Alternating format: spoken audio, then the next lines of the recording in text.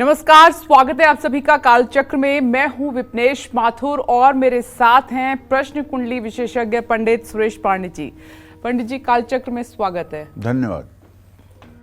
अगर आपके घर में भी तामसी भोजन बनता है तो हो जाएं सावधान, क्योंकि 3 ग्रह करेंगे आपको बहुत परेशान। देखिए कालचक्र।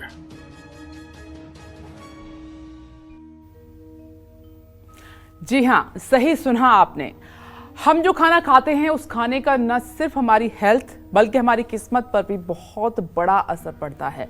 आज कालचक्र में पंडित सुरेश पांडे जी आपको तामसिक भोजन के बारे में विस्तार से बताएंगे। आखिर क्या होता है ये तामसिक भोजन, क्यों तामसिक भोजन खाना आपकी हेल्थ और फ्यूचर के लिए बिल्कुल भी ठीक नहीं है, तामसिक भोजन कैसे आपकी कुंडली में बैठे मजबूत ग्रहों को भी कमजोर करके आपकी तकदीर बिगाड़ सकता है। ये सब जानने के लिए बने रहिए कालचक्र के साथ। और इसके अलावा अगर आपका कोई भी सवाल है, हम कहते हैं, तो आप हमें फोन कर सकते हैं। इसके लिए आप हमारा नंबर नोट कर लीजिए। नंबर है 012066522411। कार्यक्रम के दौरान आप हमें कॉल कर सकते हैं और पंडित जी से इस नंबर पर कॉल करके सवाल अपना पूछ सकते हैं।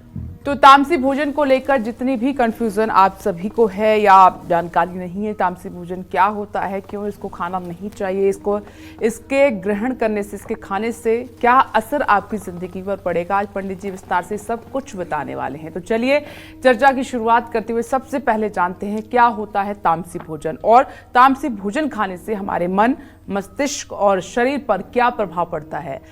जो लोग तामसी भोजन खाते हैं उनकी पर्सनालिटी और व्यवहार कैसा हो जाता है, आइए पंडित जी से जानते हैं। पंडित जी, एक तो तामसी भोजन क्या होता है आज दर्शकों को ये आप सबसे पहले बताइए, क्योंकि बहुत सारा कंफ्यूजन है, लोग असल में नहीं जानते हैं कि तामसी भोजन कौन कौन सा होता है। और दूसरा, अगर लोग इसका सेवन कर रहे हैं तो हमारी लाइफ पर क्या असर आता है इसका। देखो, पहली बात तो ये कहना चाहूँगा कि 3 प्रकार के गुणों से ये पूरा संसार व्याप्त है जी। वो 3 प्रकार के गुण हैं, सतोगुण, रजोगुण, तमोगुण। अब भोजन की बात होती है तो उसी को कहते हैं सात्विकी, राजसी, तामसी। ठीक है। और गीता में इसी बात को भगवान कृष्ण कहते हैं, त्रैगुणई विषया वेदा निस्त्रैगुण्य भवार्जुन निर्द्वंदो नित्य सत्पेस्थो निर्योग क्षेम आत्मान। वेद भी जो है वो त्रिगुण से ही भरे हुए हैं, उसमें भी सतोगुण, रजोगुण, तमोगुण की ही चर्चा है। निस्त्रैगुण्य भवार्जुन, इन तीनों गुणों से परे हो जाओ। वो चौथा गुण क्या है? चौथा गुण है भगवान की शरणागति। चौथा गुण है भगवान की शरणागति। जब व्यक्ति के अंदर न सतोगुण रह जाता है, न रजोगुण रह जाता है, न तमोगुण रह जाता है, केवल समर्पण भाव से शरणागति हो जाती है, तो ये चौथा गुण है। और चौथा गुण भगवान को प्राप्त कराने वाला है। ठीक है।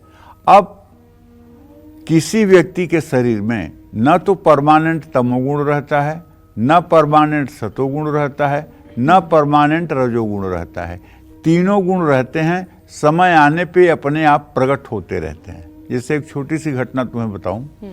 एक परिवार जो है वृंदावन गया और उसमें मतलब एक पुत्र, माता पिता, 3 लोग गए। तो वहाँ वृंदावन में महाराज जी के यहाँ जो है सत्संग में उन लोगों ने भाग लिया। भाग लेने के बाद इतना सत्संग का असर पड़ा कि पति ने जाकर के वहाँ के मतलब कि वरिष्ठ कर्मचारियों से कहा कि मैं चाहता हूं कि आप मुझे अपने साथ रख लें और मैं मतलब कि संन्यास ले लूं। तो उन्होंने कहा कि आपके परिवार की स्थिति क्या है? तो बताया कि पत्नी है, 2 बच्चे हैं, शादीशुदा नहीं है। कहें तो देखिए, पहले आप पत्नी की जिम्मेदारी और 2 अविवाहित बच्चों की जिम्मेदारी निभाइए, उसके बाद ही आप संन्यास के लायक होंगे, नहीं तो महाराज जी आपको आज्ञा नहीं करेंगे जी। ठीक है। और उधर पत्नी ने जाकर के महिला सन्यासिन से कहा कि मुझे अब घर जाने की इच्छा नहीं है, मुझे यहीं रह जाने की इच्छा है। तो उसने समझाया कि भी आपके 2 बच्चे विवाहित हैं और आपके पति हैं, आपको घर में रह करके गृहस्थ जीवन का निर्वाह करना चाहिए। तो ये घटना एक ही साथ घटी, उधर पति उधर पत्नी। तो हमसे बताने लगे, हमने कहा तुम लोगों ने जो सत्संग सुना 1 घंटे, तो तुम्हारे ऊपर सतोगुण का रंग चढ़ गया, और सतोगुण का रंग चढ़ गया तो वैराग्य उत्पन्न हो गया। और फिर जब वहाँ से निकले तो 2 घंटे बाद क्या हुआ वो बताओ। तो कहें 2 घंटे बाद तो फिर जैसे थे वैसे हो गए। हम कहा घर आकर के फिर माया मोह में हो गए कि नहीं? कहें हाँ हो गए। हम कहा ये है गुण की प्रधानता। सतोगुण जब चढ़ा तो संन्यास की बात होने लगी, और जब रजोगुण आया तो कामना विषयों की बात होने लगी, और उसी तरह से जब तमोगुण आता है तो आलस, निद्रा, प्रमाद की स्थिति बन जाती है। तो कहने का मतलब इन तीनों गुणों से परे इस विश्व में कुछ भी नहीं है। इन तीनों गुणों से परे अगर कुछ है वो है श्री हरि, वो है भगवान, वो है प्रभु। तो ये आम तौर पर हम आम जिंदगी में भी बच्चों को बोलते हैं, बड़ों को बोलते हैं कि उसकी कंपनी ठीक नहीं है, मतलब उसका जो फ्रेंड सर्कल है वो ठीक नहीं है, फ्रेंड सर्कल ठीक नहीं, इसीलिए आज ये स्थिति है। अगर फ्रेंड सर्कल अच्छा होगा तो आपकी ज़िंदगी भी अच्छी होगी, आपका व्यवहार भी अच्छा होगा, आप आगे भी बढ़ेंगे। तो इन सब का हमारी ज़िंदगी में पंडित जी बहुत असर पड़ता है कि हम अपनी ज़िंदगी में चूज़ क्या कर रहे हैं। देखो हम ये जो आप कहना चाहती क्या है, अपना रहे हैं? जो आप कहना चाहती है इसको हम एक शब्द में समेटते हैं। 2 चीज़ों का असर तुरंत पड़ता है। पहला संग का रंग चढ़ता है, 1 सेकंड में संग का रंग चढ़ता है, 1 सेकंड में संग का रंग चढ़ता है। और दूसरा अन्न का असर तत्क्षण होता है। अन्नाद भवंत पर्जन्यः पर्जन्यः दन्न संभव, मतलब जैसा खाओ अन्न वैसा बनेगा मन। अगर आपने दूषित अन्न, पापाचार से, अधर्म से उपार्जित अन्न को खाया तो आपकी बुद्धि तत्काल भ्रष्ट हो जाएगी, इसमें कोई 2 राय नहीं है। और उसी तरह से संग का रंग, एक बहुत बड़े ऋषि का लड़का, बहुत बड़े ऋषि का लड़का अजामिल था और जात से ब्राह्मण था। नित्य जंगल से जाकर के लकड़ियों को काट करके अपने पिता के लिए समिधा लेकर आता था।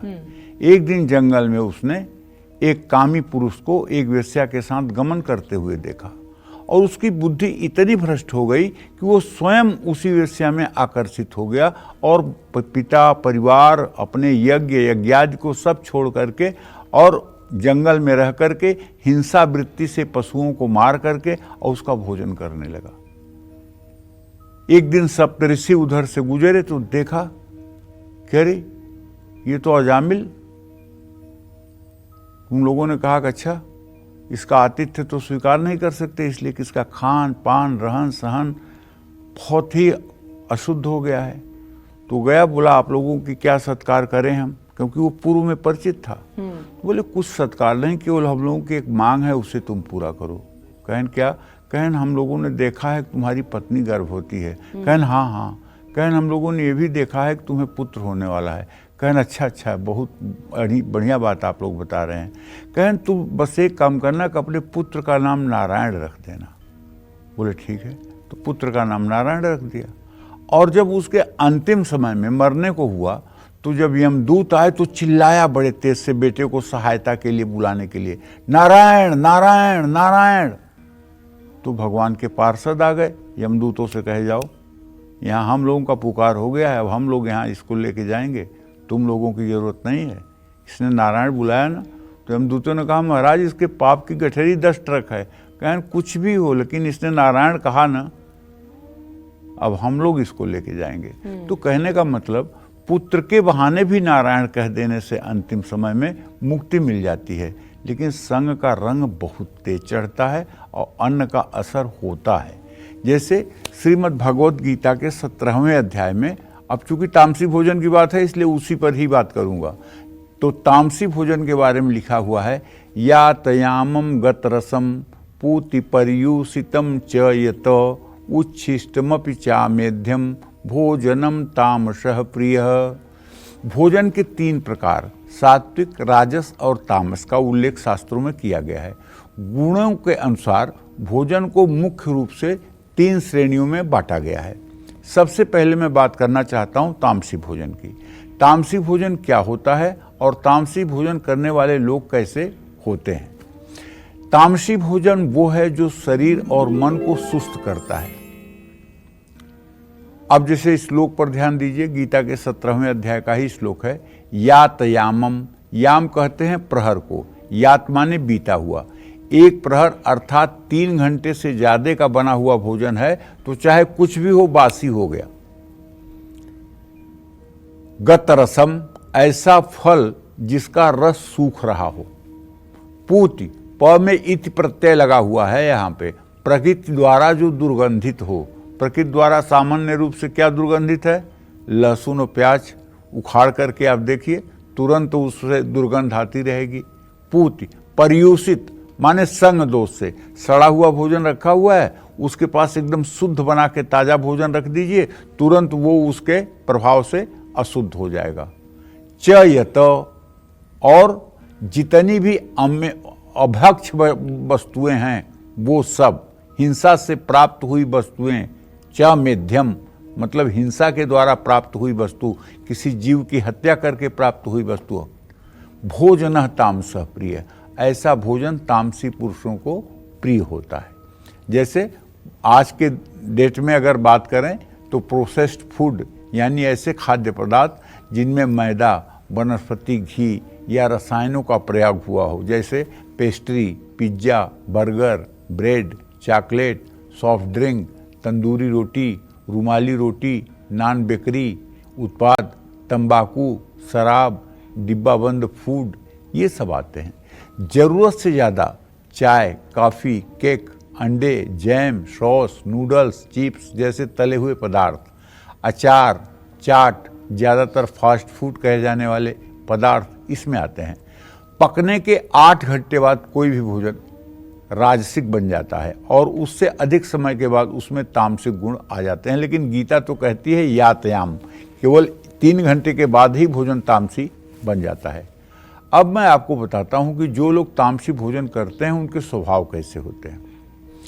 तमस हमारी जीवन शक्ति में अवरोध पैदा करता है, जिससे धीरे धीरे स्वास्थ्य और शरीर कमजोर पड़ने लगता है। तामसी भोजन करने वाले लोग बहुत मूडी होते हैं, इनका अपना इंद्रियों पर वश नहीं होता है, इसलिए इनके मन में असुरक्षा की भावना, अतृप्त इच्छाएं, वासनाएं और भोग की इच्छा हावी हो जाती है, जिसके कारण ऐसे लोग दूसरों से संतुलित तरीके से व्यवहार नहीं कर पाते हैं। तामसी भोजन करने वाले स्वार्थी होते हैं और खुद में ही सिमट कर रह जाते हैं। ऐसे लोगों में समय से बहुत पहले ही बुढ़ापे के लक्षण दिखने लग जाते हैं। ये तामसी भोजन करने वालों के लक्षण हमने आपको संक्षेप में बताया है। जय मां विंध्यवासिनी। तो उम्मीद करते हैं कि आप भी जो तामसी भोजन है पंडित जी को सुनने के बाद उसको ग्रहण करने से, उसका सेवन करने से बचेंगे। अब हम राशि की बात कर लेते हैं। मेष राशि की सबसे पहले बात करेंगे। कैसी रहेगी आर्थिक स्थिति आपकी, कामकाज, रिश्ते, सेहत, साथी क्या है आज का उपाय, शुभ अंक क्या है और शुभ रंग क्या है, जानते हैं। देखिए, मेष राशि के जातकों को बताना चाहूंगा कि आपका राशि स्वामी मंगल तृतीय भाव में उपस्थित है। संपत्ति में आप कहीं न कहीं आज निवेश कर सकते हैं। आज समय की बर्बादी न करें, अपनी जुबान पर, वाणी पर नियंत्रण रखें, वरना बेवजह का कलेश होगा। शारीरिक और मानसिक स्वास्थ्य उत्तम रहने की संभावना है। सावधानी से वाहन चलाएं। अगर संभव हो, आपके पास समय हो, तो मछलियों को आटे की गोलियां डालें। शुभ अंक आपके लिए 7 है। शुभ रंग आपके लिए आसमानी है। जय मां विंध्यवासिनी। वृषभ राशि की हम बात करें। राजस्थान से कृपा शंकर जी इस वक्त हमारे साथ मौजूद हैं। स्वागत है आपका कालचक्र में। अपना सवाल पंडित जी से कीजिए। हेलो। हाँ बोलिए। पंडित जी सादर चरण शपथ। हाँ भैया, सुखी रहिए। मेरा नाम प्रकाश चंद्र वैष्णव है। जन्म दिनांक है 5/12/1958। जी। मेरा मकान का नंबर है 154 पत्रकार कॉलोनी। यह मकान मेरे लिए शुभ है या अशुभ? और दूसरा प्रश्न है, मेरे पुत्र का नाम है कपिल वैष्णव। जन्म दिनांक है 17/12/1986। ये पिछले 7 साल से सरकारी नौकरी में कार्यरत है। ये कब तक परमानेंट होगा? और तीसरा पंडित जी प्रश्न है मेरा, मेरी पत्नी का नाम निर्मला वैष्णव है, जन्म दिनांक 18/12/1968 है। इनके आगे का स्वास्थ्य और उम्र की जानकारी चाहिए। जय मालिन्यवासी। देखिए, पहले प्रश्न का उत्तर ये है कि घर आपका कैसा है। तो मैं आपको बताऊं कि चंद्र की स्थिति भी इस समय शुक्र के साथ है। घर आपका ठीक है, घर अच्छा है, इसमें कोई दो राय नहीं। और जहाँ तक आपने अपने पुत्र के बारे में और उसके नौकरी के बारे में पूछा है, तो एक बात समझ लीजिए कि शनि और शुक्र का षडाष्टक योग है। अभी इसे परमानेंट होने में मार्च 2025 से लेकर के और अगस्त 2028 तक का भी समय लग सकता है। अभी ये संविदा पर हैं, अभी इन्हें परमानेंट होने में 2-2.5 साल का भी समय लग सकता है। ये परमानेंट हो जाएं, इसके लिए इन्हें हर शनिवार की शाम सुंदरकांड का पाठ करना चाहिए। तीसरा प्रश्न आपका जो आपके धर्मपत्नी के विषय में है, उसके बारे में बताना चाहूँगा कि देखिए, यद्यपि ये आपसे 10 साल छोटी हैं, लेकिन इनके रोग स्थान की स्थिति जो है वहाँ मंगल की स्थिति है। इनके शरीर में रक्त संबंधित विकार आ जाते हैं, जिसके कारण इनका स्वास्थ्य आए दिन कुछ न कुछ अस्वस्थता का शिकार होता है। ऐसे में अगर ये हर सोमवार शिव मंदिर में जाकर के जल और बेलपत्र शिव जी पर चढ़ाएं, घी का दिया जलाएं और सोमवार के दिन हो सके तो व्रत करें, तो इनका स्वास्थ्य भी अच्छा रहेगा, आगे जीवन भी ठीक रहेगा। जय मां विंध्यवासिनी। अब आगे बढ़ते हुए वृषभ राशि की हम बात कर लेते हैं। कैसी रहेगी आर्थिक स्थिति आपकी, कामकाज कैसा रहेगा, रिश्ते, सेहत, तो साथ ही क्या है आज का उपाय आपके लिए, शुभ अंक क्या है और शुभ रंग क्या है, जानते हैं।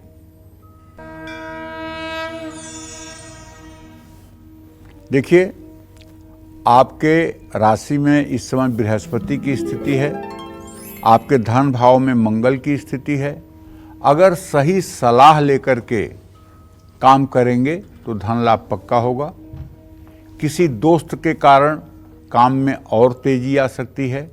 अगर आप अविवाहित हैं तो विवाह के लिए रिश्ते आ सकते हैं।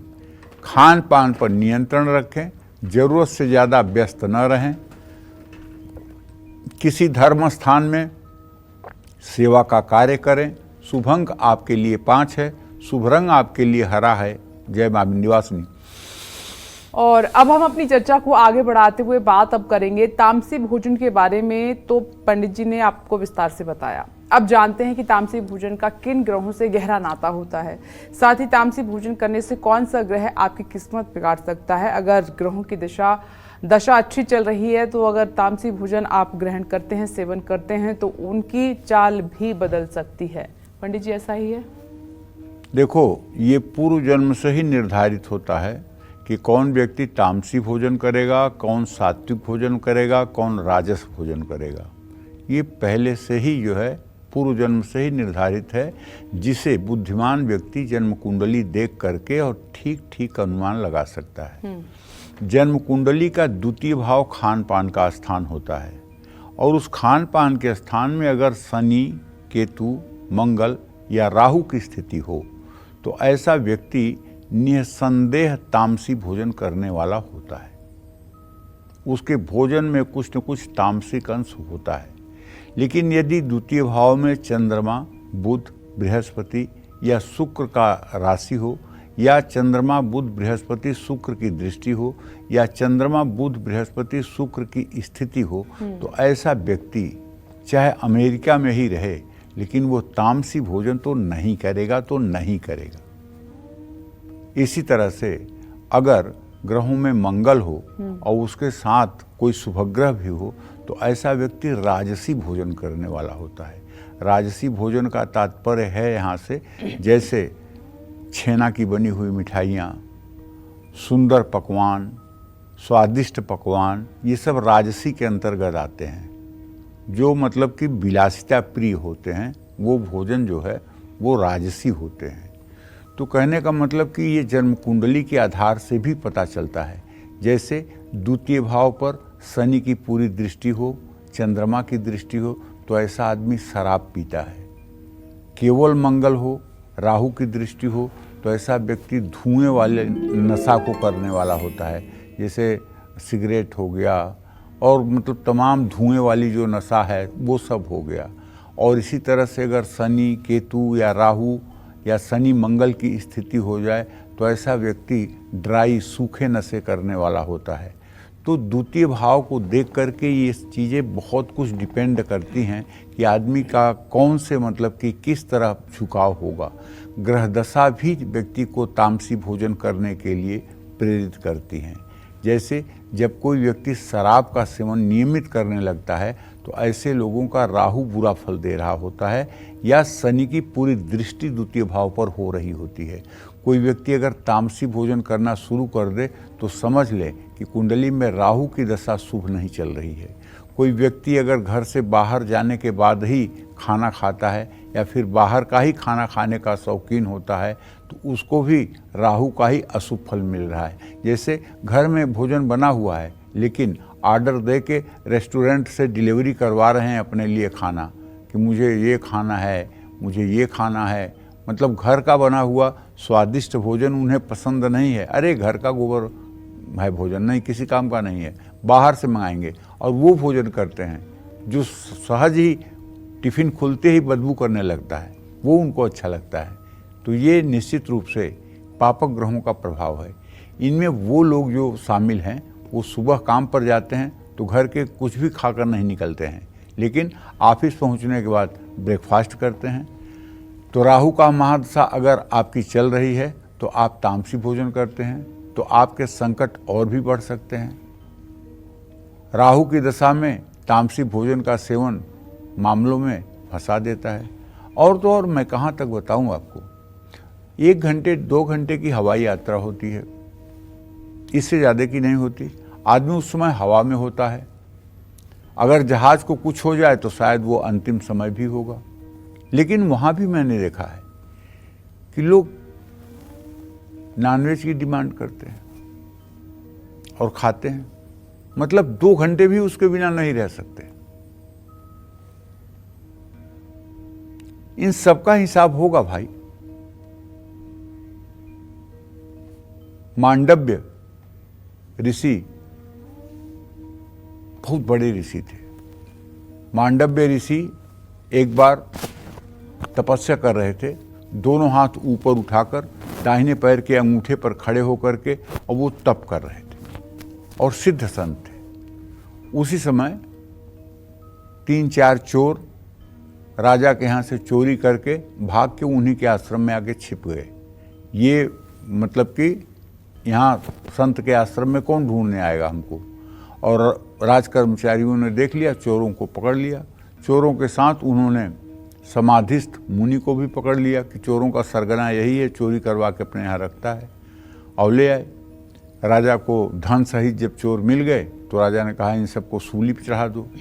सूली, पहले के ज़माने में सूली आपने सुना होगा लेकिन जानते नहीं होंगे कि सूली होती क्या है। सूली एक ऐसे बर्छा की तरह जो है लोहे का बना हुआ भाग होता है, उसी पर ले जाकर के आदमी को बैठा दिया जाता है और वो गुदा मार्ग से प्रवेश करके सीधे मतलब कि जो है गर्दन तक चली जाती है सूली।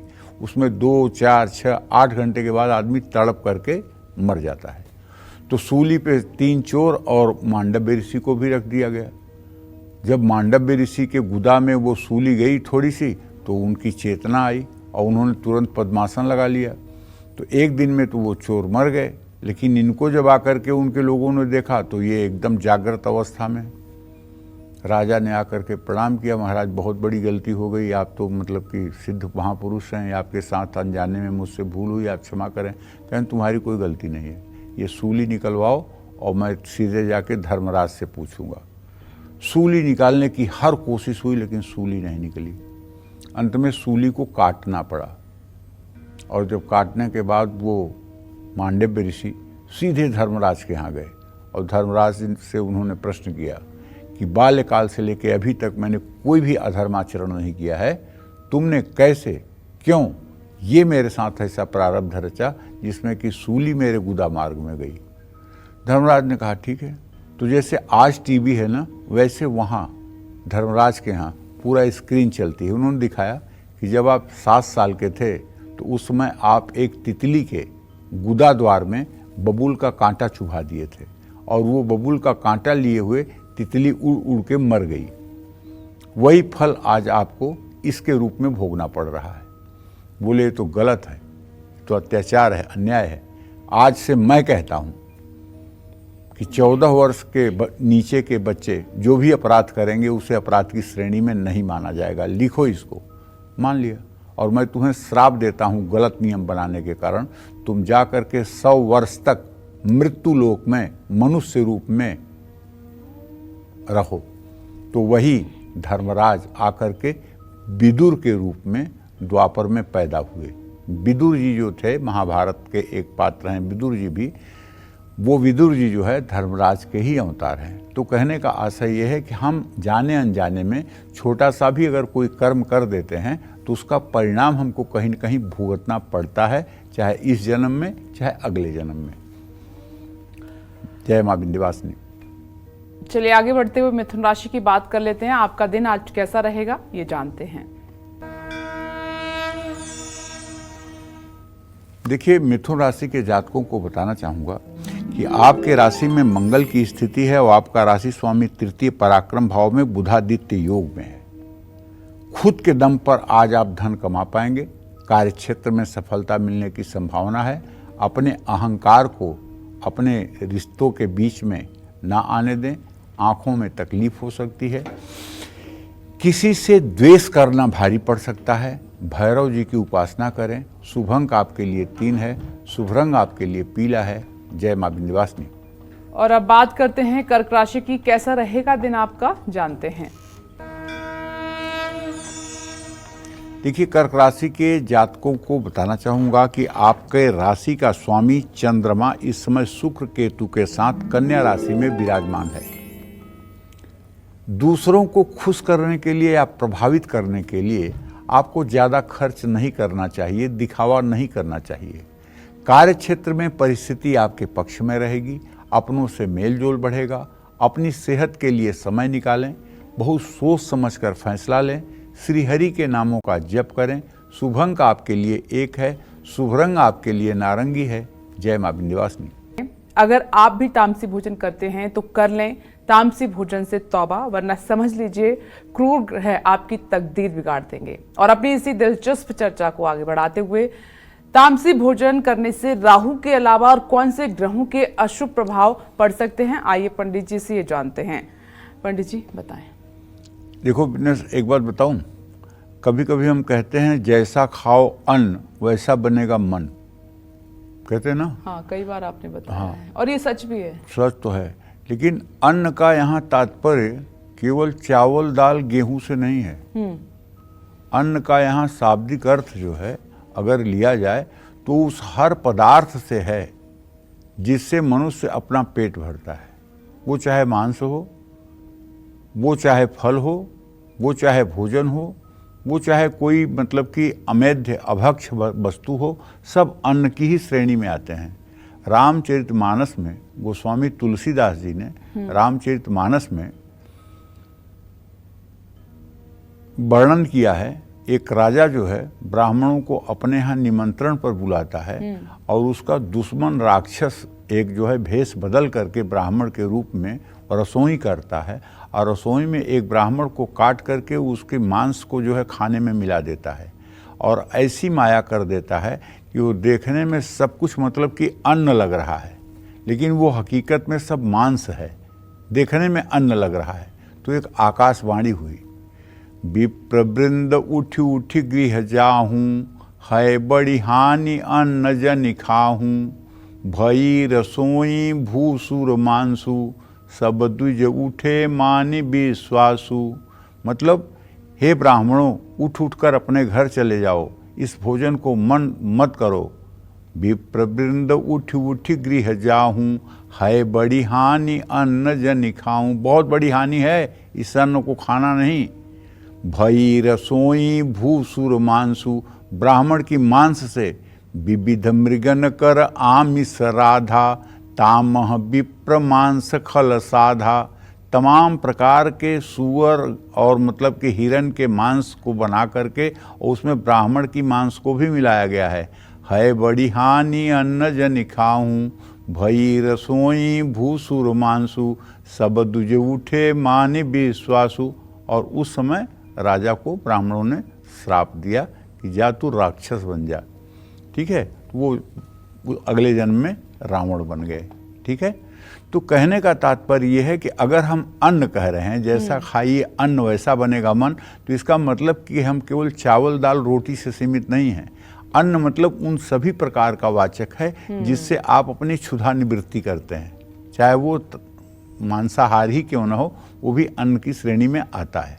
ठीक है, तो राहु के अलावा तामसिक भोजन करने से क्या और भी ग्रहों का अशुभ प्रभाव मिलता है, ये भी आप जानते होंगे। तामसिक भोजन करने के से राहु के साथ साथ शनि और केतु भी व्यक्ति पर अशुभ प्रभाव डालते हैं और संघर्षों को बढ़ा देते हैं। राहु की दशा में राहु, खटाई और मिठाई, इन तीनों चीज़ों से बचे रहने का आपको सलाह है। राहु के साथ शनि भी अशुभ फल देगा, लेकिन एक बात अच्छी तरह से जान लीजिए, राहु चाहे जितना खराब हो, लेकिन अगर आपके द्वितीय भाव में शुभग्रह है और शुभग्रह की राशि है और शुभग्रह की दृष्टि है, तो राहु चाहे जितना बुरा होगा आपको कभी तामसी भोजन स्पर्श नहीं करने देगा। ऐसा नहीं है कि राहु इतना बलवान है कि ये दशा में आएगा तो सबको तामसी बना देगा। अरे इसकी क्या औकात है, छाया ग्रह है। अगर शुभग्रह आपके द्वितीय भाव में बैठे हुए हैं, द्वितीय भाव पर शुभग्रहों की दृष्टि है, मजाल किसकी है जो आपको सात्विकता से हिला दे, तो इसलिए डरने की भी बात नहीं है। हाँ, कुंडली में 9वें भाव और 10वें भाव का शनि कितना ही शुभ क्यों ना हो, ऐसे लोग अगर तामसिक भोजन करेंगे तो उनको बहुत नुकसान होता है। वैसे भी अगर पाराशर होरा की बात करूं तो ज्योतिष में साफ लिखा हुआ है, 9 में सह सर्वदा सौम्य न क्रूर फलदायक। 9 का स्वामी चंद्रमा, बृहस्पति, बुध और शुक्र होंगे तभी वो अच्छा परिणाम करेंगे। अगर उसका स्वामी शनि होगा, मंगल होगा, तो उसका अच्छा परिणाम उसकी महादशा में तो कम से कम नहीं मिलना है। ये मेरा आजमाया हुआ है, तब मैं आपसे कह रहा हूँ। इसी तरह से जिन लोगों पर केतु की दशा चल रही है, उनको उड़द की दाल और बीज वाले फल या बेल पर लगने वाले फल नहीं खाने चाहिए। ये सब तामसी चीज़ों को जन्म देने वाले हैं। जय मां विंध्यवासिनी। आगे बढ़ते हुए सिंह राशि की बात कर लेते हैं। कैसा रहेगा दिन आपका, आइए जानते हैं।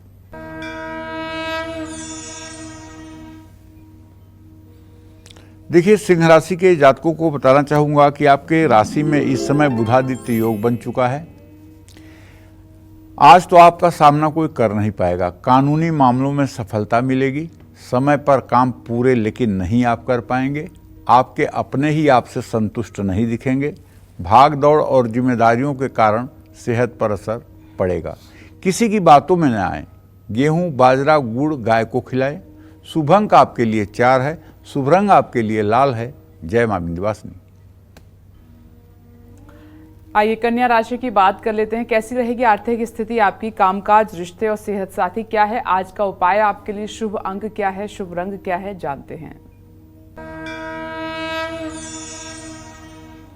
कन्या राशि के जातकों को बताना चाहूंगा कि आपके राशि में नीच का शुक्र 15 डिग्री पर और चंद्रमा बहुत जल्दी परिवर्तित होने वाला केतु के साथ है। लेकिन सेविंग करना आपके लिए मुश्किल होगा, बचत करना आज आपके लिए मुश्किल होगा, क्योंकि व्यय भाव में स्वगृही सूर्य बड़ी मजबूती के साथ हैं। सभी आपसे प्रभावित होंगे, सफलता भी मिलेगी, प्यार और मेलजोल बढ़ेगा। आज सेहत भी अच्छी रहेगी। दूसरों पर हावी होने की कोशिश ना करें। किसी भूखे व्यक्ति को भोजन कराएं। शुभ अंक आपके लिए 3 है। शुभ रंग आपके लिए गुलाबी है। जय मां विंध्यवासिनी। और इस वक्त कालचक्र दर्शक विजय चोपड़ा जी दिल्ली से इस वक्त हमारे साथ मौजूद हैं। स्वागत है आपका कालचक्र में। अपना प्रश्न पंडित जी से कीजिए। नमस्कार जी, मेरा नाम विजय चोपड़ा है। मेरा डेट ऑफ बर्थ 12 दिसंबर 1964 सुबह 5:30 बजे दिल्ली से है। बोलिए। मेरा प्रश्न है कि मैं 2000 चार्टर्ड अकाउंटेंट हूँ, लेकिन 2013 नवंबर से मेरी जॉब छूटी है, कोई काम ही नहीं है मेरे पास। मैं बड़ा हैरान हूँ। और जिसको पैसे आज तक दिए, भले 5,000 दिए कि 50-60 लाख दिए 2013-14 से, आज तक वो पैसे वापस नहीं आए और कोई काम मतलब बनी नहीं था। सब अटके पड़े। कोई काम मतलब किए होकर भी काम नहीं है मेरे पास।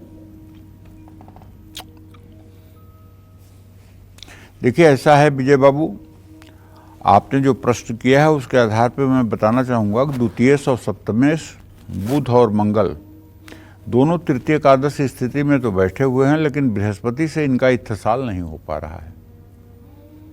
कहीं न कहीं आपका एम्बिशन प्रभावित हुआ है, आपकी महत्वाकांक्षा प्रभावित हुई है, जिसके कारण आप उधेड़ बूंद में ज़्यादा अपना समय गंवा रहे हैं, पिछली बातों को भूल नहीं पा रहे हैं, नए तरीके से जीने की कोशिश नहीं कर रहे हैं। अगर आप पिछली बातों को भूल कर नए तरीके से जीने की कोशिश करें, पुरानी बातों में अपना समय न गंवाएं, तो मैं विश्वास के साथ कह सकता हूं आपके अंदर टैलेंट है, फिर से आप एक नई दुनिया का भी निर्माण कर सकते हैं। अभी आपकी उम्र 60 साल है, अभी कम से कम आप 15 सालों तक एक्टिव रह सकते हैं। इसलिए मैं आपसे एक आग्रह करना चाहूँगा कि आपके पंचम भाव का स्वामी बुध है, आपको चाहिए कि नित्य आप विष्णु सहस्र नामावली का सुबह शाम पाठ करना शुरू करिए, और ये पाठ 125 दिन करते करते आपके ज़िंदगी में सारे सुख आ जाएंगे, आपके रुके हुए सारे पैसे मिल जाएंगे और आपके घर में फिर से खुशियाँ आ जाएंगी। लेकिन सबसे पहले आप निराशा के गर्त में डूबे हुए हैं, उससे आपको निकलने की आवश्यकता है, और उससे निकलने के लिए आपको ज़्यादा से ज़्यादा अपना समय पूजा पाठ में और भगवान के ऊपर विश्वास करने में व्यतीत करना चाहिए। और हाँ, एक बात और कहना चाहूँगा, देखिए विजय बाबू, बुरा मत मानिएगा, मैं ज्योतिषी हूँ, कोई भगवान नहीं हूँ, लेकिन पत्नी भाव को थोड़ा महत्व दीजिए, पत्नी का कहना भी मानिए। अहंकार बस सब कुछ अपना ही चलाने की कोशिश मत करिए। पत्नी का अगर आप सम्मान करेंगे तो निसंदेह आप प्रगति के पथ पर आगे बढ़ेंगे। जय मां विंध्यवासिनी। जो घर में हम रोजाना भोजन बनाते हैं उसे हम नैवेद्य के रूप में भगवान को कैसे अर्पित कर सकते हैं, पंडित जी से जानते हैं। पंडित जी, क्या हम घर में रोजाना इस तरह का भोजन बना सकते हैं जो भगवान को चढ़ा सके? त्वदीयं वस्तु गोविंदम तुभ्यमेव समर्पयेत। भगवान को हम क्या चढ़ाएंगे? ये चराचर जगत कहूँ कहाँ जहाँ प्रभु नाही। इस संसार के धूल कण को तो आप गिन सकते हैं, एक एक धूल के कण को आप गिन सकते हैं, लेकिन प्रभु की महिमा को आप नहीं गिन सकते। इस संसार में कुछ भी नहीं है ऐसा विपनेश जो ईश्वर से, ईश्वर के अस्तित्व से पृथक हो। इसीलिए जब ज्ञानी जन, बुद्धिमान जन, भक्तजन भगवान को प्रसाद निवेदित करते हैं तो यही कहते हैं, त्वदीयं वस्तु गोविंदम तुभ्यमेव समर्पित। ये प्रभु आपकी ही वस्तु है, आपको मैं समर्पित कर रहा हूँ। ठीक है ना? ठीक है। जहाँ तक नैवेद्य की बात है, तो देखो सचमुच में भोजन जब पवित्रता के साथ आप बनाओगे, भोजन जब आप सप्रेम बनाओगे और इसे भगवान पाएंगे ये भावना करके बनाओगे, तो आपका घर मंदिर बन जाएगा, परमात्मा का मंदिर बन जाएगा। और ओम नाभ्यासिदंतरिक्षगवंशिषणौद्यौषम वर्ततः पदभ्याम भूमिर्दिशः सत्रोता तथा लोका अकल्पयन्न नैवेद्यम निवेदयामि। तो आप परमात्मा का मंदिर, आपका घर बन जाएगा, और आप जो भी अपने किचन में बनाएंगे प्रभु के लिए, उससे आप भोग लगा सकते हैं।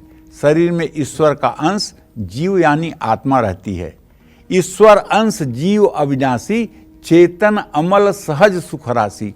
जो लोग हर निवाले को खाते हुए राम कृष्ण हरि मन में जपते रहते हैं, निश्चित रूप से आप समझ लीजिए भगवान कहते हैं कि अग्नि में दी हुई आहुति से मैं उतना संतुष्ट नहीं होता हूं जितना मेरे भक्तों के मुंह में प्रसाद जाता है, मैं उससे संतुष्ट होता हूं। ये भगवान कहते हैं, भागवत में कहे हैं। और भागवत में एक बात और कपिल जी कहते हैं, कपिल जी साक्षात भगवान है भाई, देवहूति के गर्भ से, और ये मतलब कि जो है कर्दम ऋषि से भगवान का प्रागट्य हुआ है कपिल जी का। कपिल जी कहते हैं अपनी माता से, 30वें अध्याय में कहते हैं, 3रे स्कंद में, कि हे माँ, जो लोग पत्थर मेरी पाषाण की मूर्ति को भगवान समझकर पूजा करते हैं और मनुष्यों में मुझ ईश्वर को नहीं देखते हैं, उनकी पूजा वैसी ही है जैसे राख पर कोई हवन करे। राख पर कोई हवन करे तो उसका कोई मतलब होता है? नहीं। अगर आप पत्थर की मूर्ति की पूजा कर रहे हैं और इंसान में भगवान नहीं देख पा रहे हैं तो इसका मतलब आपकी पूजा राख में हवन के बराबर है। सब में आपको भगवत भाव करना चाहिए, सब में भगवान है। इसी चीज को तुलसीदास जी सरल भाषा में कहते हैं, सिय राम मैं सब जग जानी, करहु प्रणाम जोरी जुग पानी। सिय राम मैं सब जग जानी, मानी नहीं जानी, वो जानते हैं पूरा सिय राम में ये संसार है। तो कहने का आशय ये है कि देखिए, घर में भोजन तैयार हो जाने पर सबसे पहले उसमें तुलसी दल छोड़कर भगवान का भोग लगाएं। ऐसा करने का वैज्ञानिक कारण यह है कि तुलसी के प्रभाव से भोजन में मौजूद विषाक्तता नष्ट हो जाती है। प्रतिदिन घर में जो भोजन बनता है उसमें एक भाग पहली रोटी गाय को देना चाहिए, दूसरी कुत्ते के लिए निकालना चाहिए, तीसरी कौवे के लिए, चौथा देवताओं के लिए, पांचवा भाग चींटी या कीट पतंगों के लिए देना चाहिए और स्वयंभू भोजन करना चाहिए। ये पंचबली का हमारे सनातन धर्म में संस्कार करने का नियम है। जय मां विंध्यवासिनी। अब आगे बढ़ते हुए बात करेंगे हम तुला राशि की। जानते हैं आज का आपका राशिफल।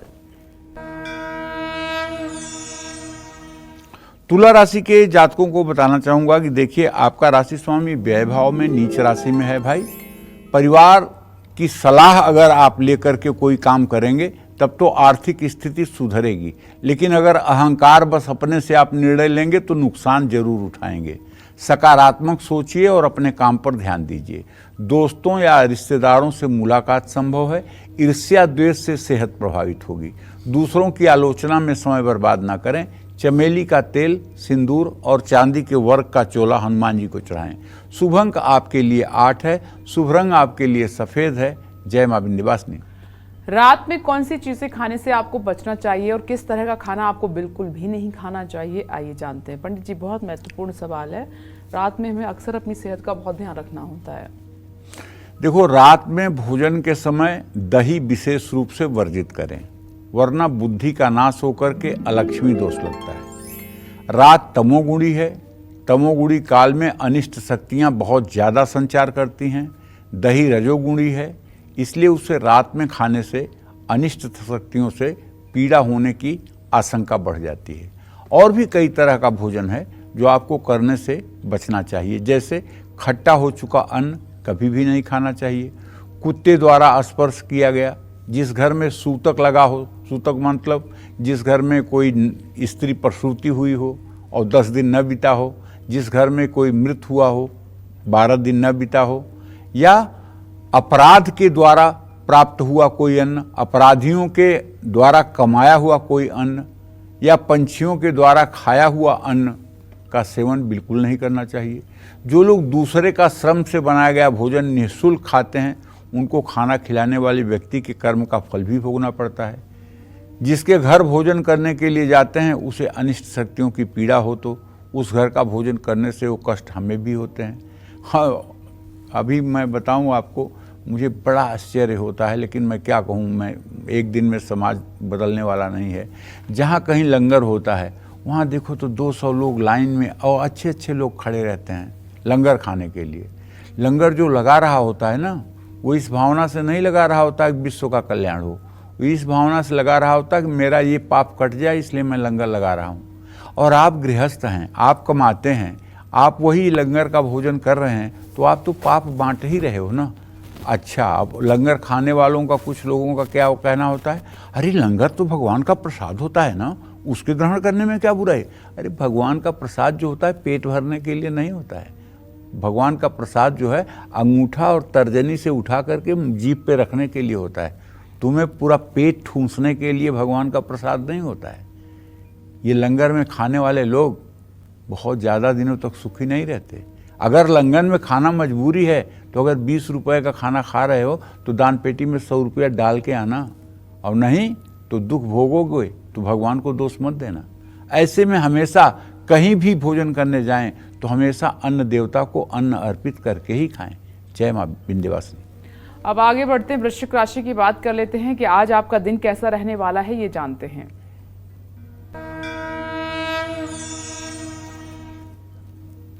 देखिए, वृश्चिक राशि के जातकों को तो यही बताना चाहूंगा कि आपके इस समय अष्टम भाव में मंगल है, आपका राशि स्वामी। आज आप में एक चीज दिखेगा, जल्दी पैसा कमाने की इच्छा। कला के क्षेत्र से जुड़े कुछ लोगों को विशेष लाभ मिलेगा। अगर आपका अपना कोई रूठा हुआ है तो उनको मनाने की कोशिश करना चाहिए। शारीरिक ऊर्जा बढ़ी रहेगी।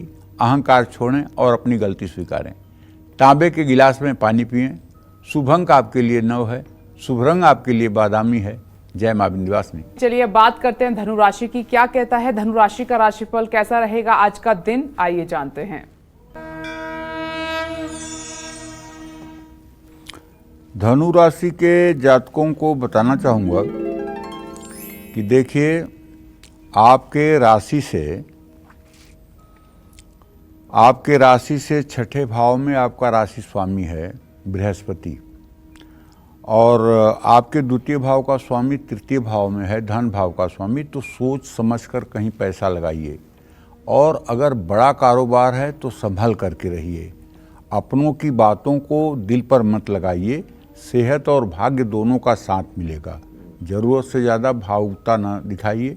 गणेश जी के मंदिर में बूंदी का लड्डू का भोग लगाइए। शुभ अंक आपके लिए 9 है। शुभ रंग आपके लिए लाल है। जय मां विंध्यवासिनी। और मकर राशि की हम बात कर लेते हैं, जानते हैं आज आपका दिन कैसा रहेगा।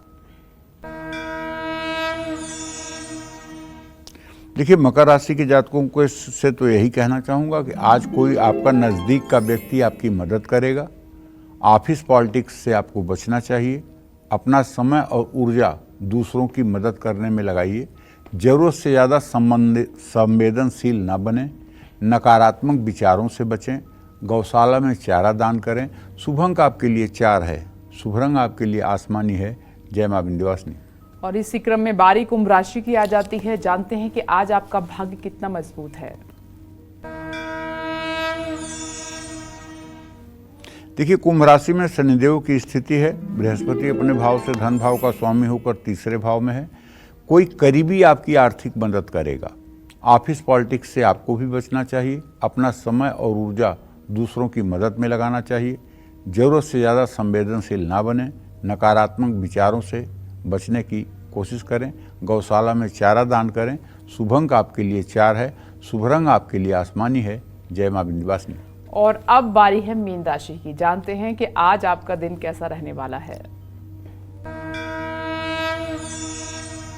देखिए, मीन राशि के जातकों को तो यही कहना चाहूँगा कि बिना सलाह लिए कहीं पैसा लगाना बुद्धिमानी नहीं है।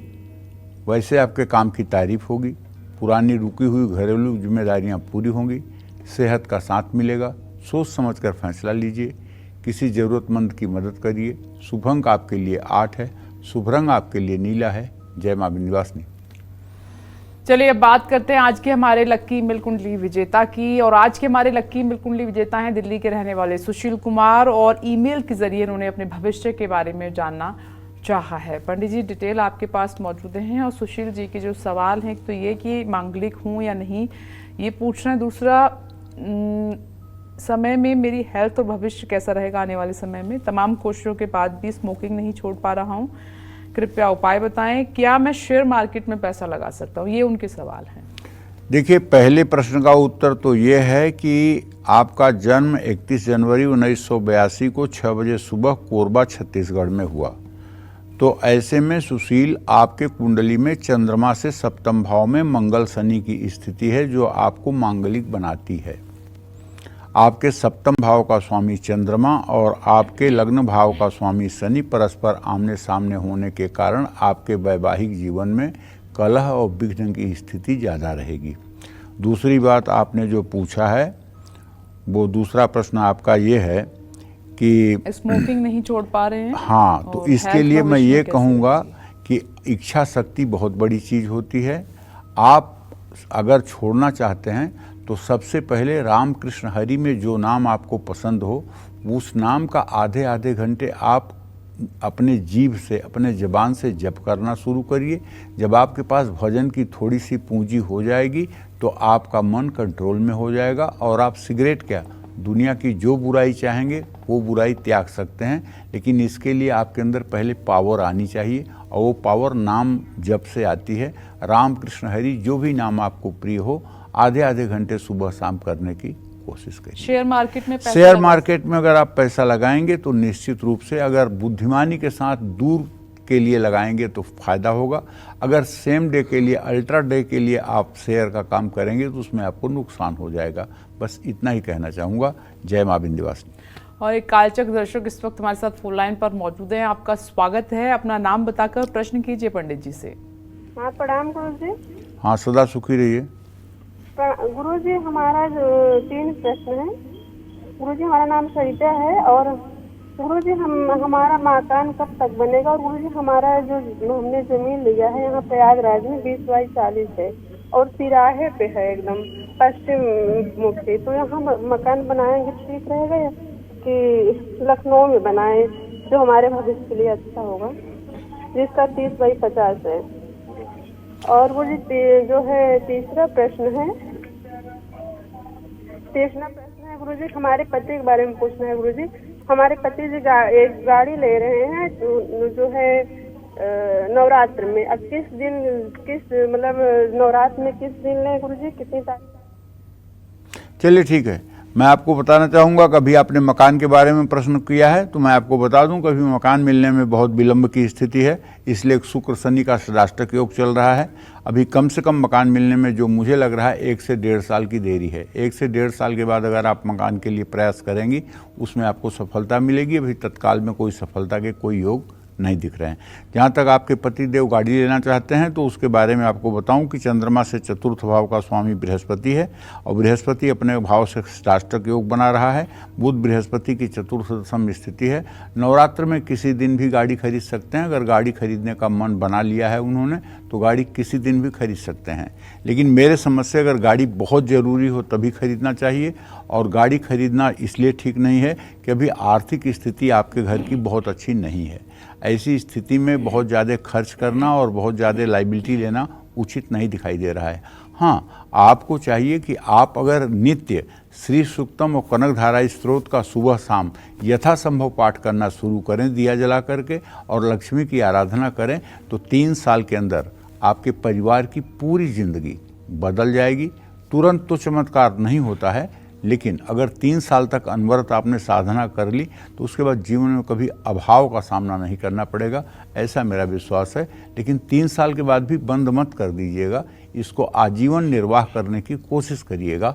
जय मां विंध्यवासिनी। चलिए अब जल्दी से पंडित जी से जान लेते हैं, बार बार थूकने की आदत कैसे हमारी किस्मत पर भारी पड़ सकती है और कैसे इस बुरी आदत से छुटकारा पाया जा सकता है। पंडित जी बताइए। देखिए, मनुष्य जो है ना, ये अगर अलग अलग मनुष्यों को आप देखेंगे तो लोगों की अलग अलग आदतें आपको दिखाई देंगी। कुछ लोग ऐसे होते हैं कि जो हर समय इधर उधर कहीं न कहीं थूकते रहते हैं। घर के अंदर इधर उधर कभी नहीं थूकना चाहिए। ऐसा करने से घर में दरिद्रता आती है। नदी में थूकने से पितरदोष लगता है, इससे भी ज़्यादा अशुभ परिणाम मिल सकता है। किसी धर्म स्थान के पास थूकने से पाप तो लगता ही है, भाग्य भी साथ नहीं देता है। सड़क पर थूकना और ख़ासकर चौराहे पर थूकने से नेगेटिव एनर्जी का प्रभाव आप पर जल्दी हो सकता है। अब मैं आपको बताता हूं कि अगर आपको थूकने की बुरी आदत है तो आप क्या करें। घर में हैं तो हमेशा बाथरूम में थूकें और फिर पानी डाल दें। बाहर हैं तो ऐसी जगह थूकें जहाँ से थूक बह जाए या न कि वह इकट्ठा रह जाए। थूकने की आदत को दूर करने के लिए और इसके अशुभ प्रभावों से खुद को बचाने के लिए जिन लोगों के मुंह में बहुत ज़्यादा थूक बनता है, ऐसे लोग रोज़ सूर्य को अर्घ्य देने के बाद आदित्य हृदय स्तोत्र का पाठ करें।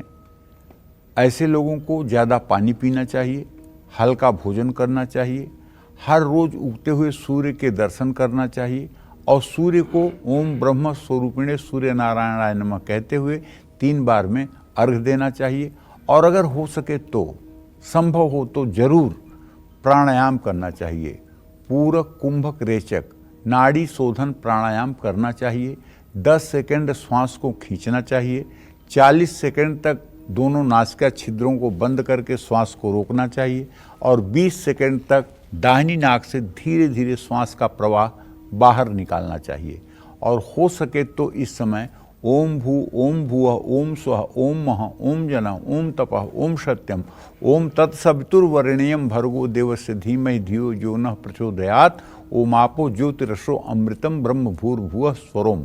एक बार इस मंत्र को नाभि पर ध्यान करके, एक बार हृदय पर ध्यान करके, एक बार अपने भृगुटी पर ध्यान करके, यहाँ भगवान विष्णु को ध्यान करें नाभि पर, हृदय पर ब्रह्मा को और माथे पर भगवान शिव को ध्यान करके इन मंत्रों को करना चाहिए। और जब आपका प्राणायाम बढ़ जाए तो इसे 3-3 बार कर देना चाहिए और 15 सेकंड, 60 सेकंड और 30 सेकंड का प्राणायाम अपना कर लेना चाहिए। इससे सब मनोकामना की पूर्ति होती है।